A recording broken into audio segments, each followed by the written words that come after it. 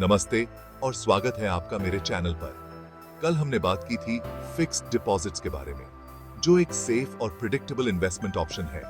लेकिन क्या आप जानते हैं कि ऐसे भी इन्वेस्टमेंट्स हैं जहां आपको हाई रिटर्न्स मिल सकते हैं? आज हम डिस्कस करेंगे इक्विटी, जो ज्यादा रिस्की है लेकिन लॉन्ग टर्म में हाई रिटर्न्स का पोटेंशियल रखता है। हम इक्विटी के बेसिक्स से स्टार्ट करेंगे, फिर उसके बेनिफिट्स और रिस्क्स को समझेंगे और फाइनली हम देखेंगे कि आप इक्विटी में इन्वेस्ट कैसे कर सकते हैं। Let's understand equities in detail.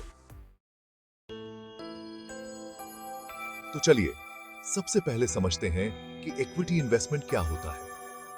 Simple भाषा में समझें तो इक्विटी का मतलब है कि आप किसी कंपनी के शेयर्स खरीदते हो जो स्टॉक मार्केट में लिस्टेड होती है, जैसे बॉम्बे स्टॉक एक्सचेंज BSE और नेशनल स्टॉक एक्सचेंज NSE। जब आप शेयर्स लेते हो, आप उस कंपनी के एक छोटे शेयर होल्डर बन जाते हो। इसका मतलब अगर कंपनी ग्रो करती है तो आपका इन्वेस्टमेंट भी ग्रो करेगा। लेकिन ये फिक्स्ड इनकम इंस्ट्रूमेंट्स के ऑपोजिट होता है। यहाँ प्रिंसिपल अमाउंट का गारंटी नहीं होता और आपका पैसा मार्केट के ऊपर नीचे होने पर डिपेंड करता है। इमेजिन कीजिए कि आपने अपने फेवरेट रेस्टोरेंट के शेयर्स खरीदे हैं। अगर रेस्टोरेंट का बिजनेस अच्छा चलता है तो उनके प्रॉफिट्स बढ़ेंगे और आपके शेयर्स की वैल्यू भी बढ़ेगी। लेकिन अगर रेस्टोरेंट का बिजनेस स्लो हो जाता है तो आपके शेयर्स की वैल्यू भी कम हो सकती है। Equity investment long term growth के लिए होता है और इसमें रिस्क और रिवॉर्ड दोनों ही ज्यादा होते हैं। अगर आप रिस्क लेने को तैयार हैं और लॉन्ग टर्म में अपने इन्वेस्टमेंट्स को ग्रो करना चाहते हैं तो इक्विटी इन्वेस्टमेंट आपके लिए एक अच्छा ऑप्शन हो सकता है। लेकिन इन्वेस्टमेंट करने से पहले ये बहुत इंपॉर्टेंट है कि आप अपने रिस्क एपेटाइट को समझें और अपने फाइनेंशियल गोल्स के हिसाब से इन्वेस्टमेंट करें। अगर आपको रिस्क लेने में दिक्कत होती है तो आप फिक्स्ड डिपॉजिट्स या गवर्नमेंट बॉन्ड्स में इन्वेस्ट कर सकते हैं। इक्विटी इन्वेस्टमेंट के बारे में और जानकारी के लिए आप सेबी की वेबसाइट विजिट कर सकते हैं या किसी फाइनेंशियल एडवाइजर से बात कर सकते हैं। उनकी वेबसाइट का लिंक आपको डिस्क्रिप्शन बॉक्स में मिल जाएगा। अब हम बात करते हैं इक्विटी इन्वेस्टमेंट के बेनिफिट्स के बारे में। सबसे पहला और इंपॉर्टेंट बेनिफिट है हाई रिटर्न्स। हिस्टोरिकली इक्विटीज ने 12% CAGR तक रिटर्न्स दिए हैं अगर आप 10 या 15 साल के लिए इन्वेस्ट करें। अगर आप केयरफुली इन्वेस्ट करें, कुछ अच्छी कंपनीज आपको 20% CAGR तक भी रिटर्न्स दे सकती हैं। दूसरा बेनिफिट है डिविडेंड इनकम। कुछ कंपनीज अपने प्रॉफिट्स का एक हिस्सा डिविडेंड के रूप में देती हैं। ये एक एक्स्ट्रा इनकम सोर्स बन सकता है जो आपको रेगुलर कैश फ्लो देता है। डिविडेंड इनकम आपके इन्वेस्टमेंट पोर्टफोलियो के लिए एक चेरी ऑन टॉप की तरह होता है। तीसरा बेनिफिट है ओनरशिप। शेयर्स लेने का मतलब है कि आप उस कंपनी के एक शेयर होल्डर हैं और अगर कंपनी ग्रो करेगी तो आप उस ग्रोथ का हिस्सा बनेंगे। आपके पास कंपनी के डिसीजंस में वोटिंग राइट्स भी होते हैं। चौथा बेनिफिट है लिक्विडिटी। शेयर्स को कभी भी बाय या सेल किया जा सकता है, इसलिए इक्विटीज को हाई लिक्विडिटी वाला एसेट माना जाता है। आपको जब भी पैसों की जरूरत हो, आप अपने शेयर्स बेचकर पैसे अरेंज कर सकते हैं।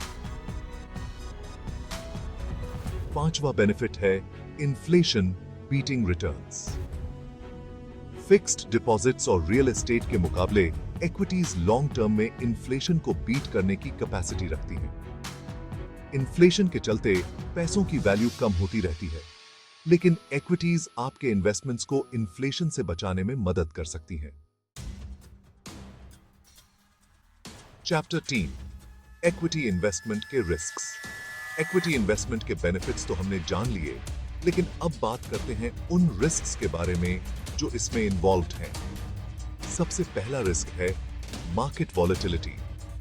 स्टॉक प्राइसेस डेली बेसिस पर फ्लक्चुएट करते हैं, जो शॉर्ट टर्म इन्वेस्टर्स के लिए रिस्की हो सकता है। अगर मार्केट क्रैश होता है तो शॉर्ट टर्म में आपका कैपिटल सिग्निफिकेंटली लूज हो सकता है। दूसरा रिस्क है no capital guarantee. Fixed deposits के ऑपोजिट, यहां आपके प्रिंसिपल अमाउंट का कोई गारंटी नहीं होता। अगर कंपनी बैंकरप्ट होती है तो आपका इन्वेस्टमेंट जीरो तक जा सकता है। इसलिए इक्विटी इन्वेस्टमेंट में रिस्क मैनेजमेंट बहुत जरूरी है। तीसरा रिस्क है स्किल और पेशेंस की जरूरत। अच्छे स्टॉक्स आइडेंटिफाई करने के लिए आपको कंपनीज के फंडामेंटल्स, फाइनेंशियल्स और मार्केट ट्रेंड्स का एनालिसिस करना होता है। ये एक टाइम कंज्यूमिंग और स्किल बेस्ड काम है। अगर आपके पास ये स्किल्स नहीं हैं, तो आपको किसी फाइनेंशियल एडवाइजर की हेल्प लेनी चाहिए। इन रिस्क्स के अलावा और भी फैक्टर्स हैं जो आपके इक्विटी इन्वेस्टमेंट्स को अफेक्ट कर सकते हैं, जैसे कि government policies, global economic conditions और नेचुरल डिजास्टर्स। इसलिए इक्विटी इन्वेस्टमेंट में इन्वेस्ट करने से पहले आपको अपने रिस्क एपेटाइट को समझना बहुत जरूरी है। चैप्टर 4, इक्विटी में इन्वेस्टमेंट के तरीके। अब तक हमने इक्विटी इन्वेस्टमेंट क्या है, उसके बेनिफिट्स क्या हैं और उसमें क्या रिस्क्स हैं, ये सब जान लिया है। अब बात करते हैं कि आप इक्विटी में इन्वेस्ट कैसे कर सकते हैं। पहला तरीका है डायरेक्ट स्टॉक्स। यहां आप डायरेक्टली किसी कंपनी के शेयर्स खरीदते हो। एग्जाम्पल के लिए रिलायंस, टीसीएस, एचडीएफसी बैंक या इन्फोसिस के शेयर्स बाय करना। इसमें ज्यादा रिटर्न्स का पोटेंशियल है, लेकिन रिस्क भी हाई होता है। अगर आपके पास मार्केट नॉलेज है और आप अपना रिसर्च कर सकते हैं, तो आप डायरेक्ट स्टॉक्स में इन्वेस्ट कर सकते हैं। दूसरा तरीका है म्यूचुअल फंड्स। म्यूचुअल फंड्स एक पूल्ड इन्वेस्टमेंट होता है, जहां एक्सपर्ट फंड मैनेजर्स आपका पैसा मल्टीपल कंपनीज में इन्वेस्ट करते हैं। ये बिगिनर्स और उन लोगों के लिए अच्छा है जो डायरेक्टली स्टॉक्स सिलेक्ट नहीं करना चाहते। म्यूचुअल फंड्स में आपको डिफरेंट कैटेगरीज मिलती हैं, जैसे large cap, mid cap, small cap और सेक्टरल फंड्स। तीसरा तरीका है इंडेक्स फंड्स और ईटीएफ्स। ये पैसिव फंड्स होते हैं जो मार्केट इंडिसेस जैसे निफ्टी 50 या सेंसेक्स को ट्रैक करते हैं। ये लो कॉस्ट और लो मेंटेनेंस ऑप्शन होते हैं। इंडेक्स फंड्स और ईटीएफ्स में आपको मार्केट के एवरेज रिटर्न्स मिलते हैं। चौथा तरीका है सिस्टमैटिक इन्वेस्टमेंट प्लान, एसआईपी। ये एक डिसिप्लिन्ड अप्रोच है जहां आप मंथली बेसिस पर छोटी-छोटी अमाउंट्स इन्वेस्ट करते हैं। एसआईपी मार्केट के यूपर्स और डाउन्स का एवरेज करता है। SIP long term wealth creation के लिए एक बहुत ही इफेक्टिव स्ट्रेटजी है। चैप्टर 5, इक्विटी के रिटर्न्स कैसे जनरेट होते हैं। आखिर में बात करते हैं कि इक्विटी के रिटर्न्स कैसे जनरेट होते हैं।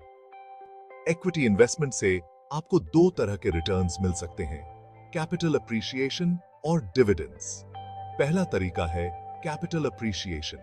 जब आप किसी शेयर को लो प्राइस पे खरीदते हो और हाई प्राइस पे बेचते हो, तो आपको कैपिटल गेन होता है। एग्जाम्पल के लिए, अगर आपने टीसीएस का शेयर RS 1000 में खरीदा और वो RS 1500 हो गया, तो आपका RS 500 का प्रॉफिट है। दूसरा तरीका है डिविडेंड्स। कुछ कंपनीज रेगुलर बेसिस पर अपने शेयर होल्डर्स को डिविडेंड पे करते हैं। ये एक स्टेडी इनकम सोर्स होता है। डिविडेंड इनकम आपके इन्वेस्टमेंट पोर्टफोलियो के लिए एक बोनस की तरह होता है। इक्विटी इन्वेस्टमेंट से आपको लॉन्ग टर्म में इन्फ्लेशन बीटिंग रिटर्न्स मिल सकते हैं, लेकिन इसके लिए आपको पेशेंस और डिसिप्लिन के साथ इन्वेस्ट करना होगा।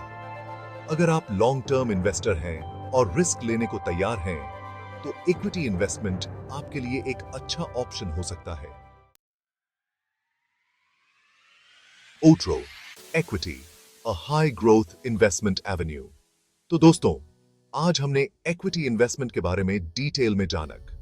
इक्विटी एक high risk high reward investment है जो लॉन्ग टर्म में अच्छी ग्रोथ अपॉर्चुनिटीज दे सकता है, लेकिन इसमें सक्सेस के लिए पेशेंस और मार्केट नॉलेज जरूरी है। अगर आप इक्विटी में इन्वेस्ट करने का सोच रहे हैं, तो पहले अपनी रिसर्च करें, अपने रिस्क एपेटाइट को समझें और किसी फाइनेंशियल एडवाइजर से सलाह जरूर लें। आपका इक्विटी के बारे में क्या थॉट है? क्या आप इसको अपने इन्वेस्टमेंट पोर्टफोलियो का हिस्सा बनाना चाहेंगे? हमें कमेंट्स में जरूर बताएं। और अगर आपको ये वीडियो इंफॉर्मेटिव लगा हो, तो इसे लाइक और शेयर जरूर करें। धन्यवाद।